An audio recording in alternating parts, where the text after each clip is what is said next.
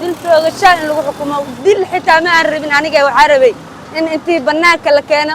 dadkoo fiirsanaya laguba shabaq lagu xidhaa rabi lahaa maxkamadda waxaa u sheegayaa in la iska daayo Said Cali sababtoo gabadhi ma soo laabanayso waa dhimatay ilaaha u naxariisto qofkaana qofkii noo dilo waa laga fiican yahay aragti ahaan aniga aragtidii waxaan qabaa in la toogto inuu la toogto weliba uusan maanta la dhaafay weliba maanta maxkamadda sare ee dalka mar kale waxay u fariisatay galdacwadeedka kiiska loo haysto Said Cali Macalin Daa'uud oo lagu eedeeyay in uu kal hore gubay xaaskiisa oo lagu magacaabi jiray Luul Cabdicasiis sanadkan bilowgiisii ayay ahayd markii ay dhacdadan dhacday intaa wixii ka dambeeyay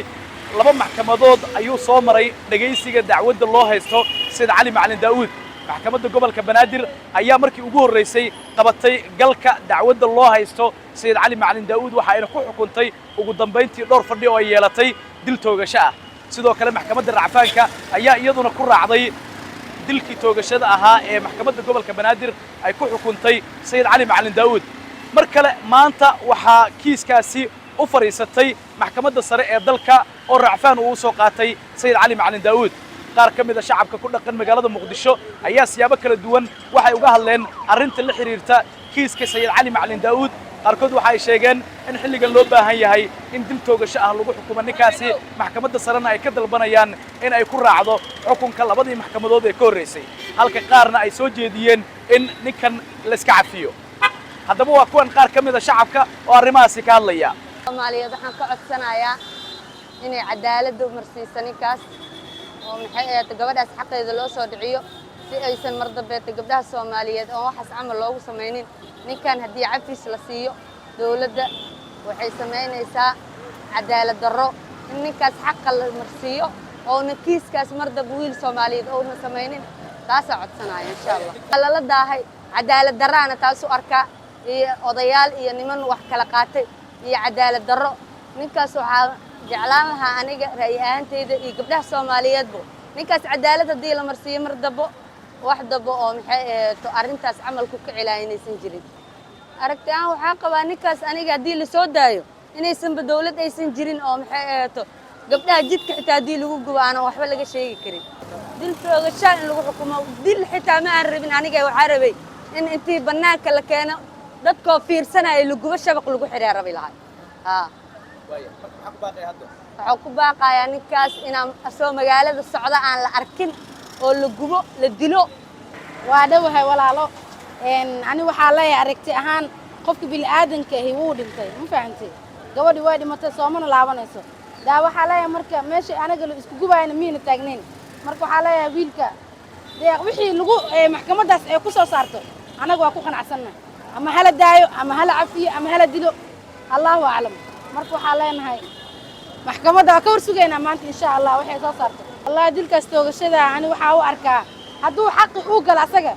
dee waa la dilayaa eelba nafgoos waa la dilaya moogtahay laakiin hadduusan galin in la iska fasaxaa u arkaani laakiin hadduu galay in la dilo haa gabadhida waa dhimata moogtahay ma soo laabanayso qofkan bini'aadankana waxaa waaye asagii haddeertaan nolosha bilaawtay in la iska fasaxaa qabaani ilaan gabadhi qofka kuma soo laabanaya moogtahay aad iska dishee marka sidaas oo arkaan aragtideeda maxkamadda waxaa u sheegayaa in la iska daayo Said Cali waa intaas sababtoo gabadhi ma soo laabanayso waa dhimatay ilaaha u naxariisto qofkaana qofkii noo dilo waa laga fiican yahay meeshan ani ma taagnayna markuu dilaayo moogtahay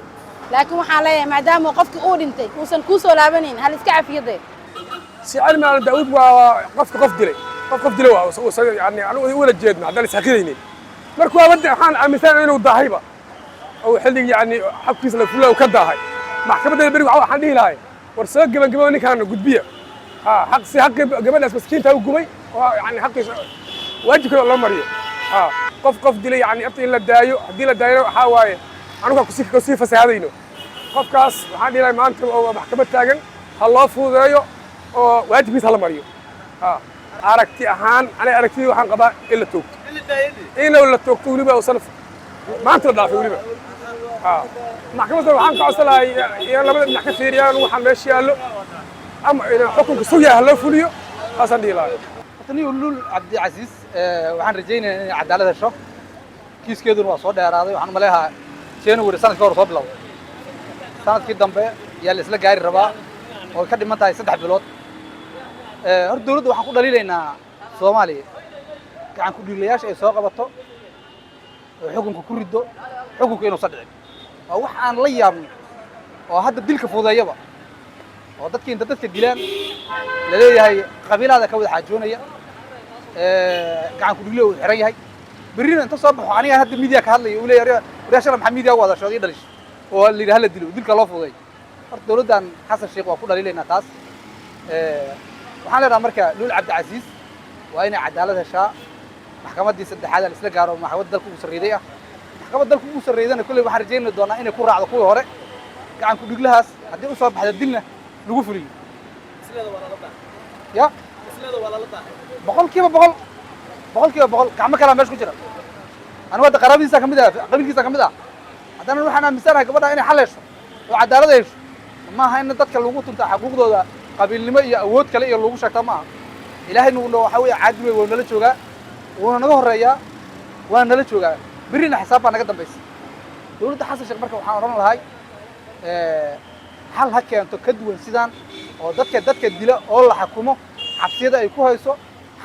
حال كدوة هو كان وليبا هدي الأول قربتها لفوري